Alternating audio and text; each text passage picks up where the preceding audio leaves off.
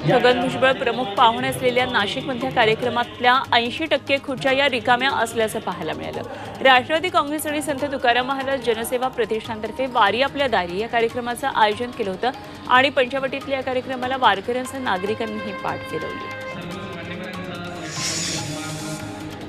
नाशिकमधल्या कार्यक्रमात नरहरी झिरवाळ मंत्री छगन भुजबळ यांच्यासमोर नतमस्तक झाले।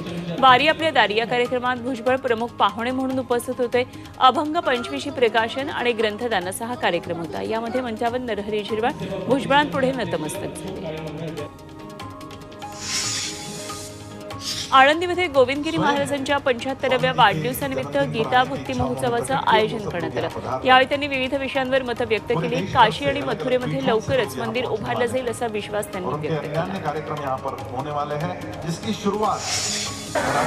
मीरा रोडमध्ये अपक्ष आमदार गीता जैन यांच्यातर्फे रामकथा पठणाचं अमृत नोनी आर्थो प्लस ये एक प्रूवन फॉर्मूला है। इसमें मौजूद नोनी फल के गुण और आयुर्वेदिक जड़ी बूटियां शरीर को जरूरी पोषक तत्व देने के साथ साथ हड्डियों और जोड़ों के घिसने, उनमें होने वाले सूजन और दर्द को रोकने में मदद करता है। दर्द मुक्त जीवन के लिए अमृत नोनी ऑर्थो प्लस आयोजन करण्यात आलं।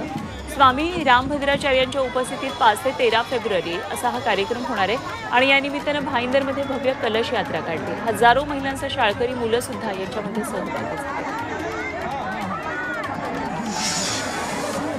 अकोल्यामध्ये सकल हिंदू समाजाकडून हिंदू वीर वीरांगना संमेलन भरवण्यात आलं। यामध्ये महिलांचं प्रबोधन आणि लव्ह जिहाद संदर्भात जागृतीसाठी व्याख्यान ठेवलं होतं। गुजरातच्या काजल हिंदुस्तानी यांनी यामध्ये मार्गदर्शन केलं। संमेलनापूर्वी शहरात मशाल रॅली काढण्यात आली। यामध्ये मोठ्या संख्येने महिला सहभागी झाल्या।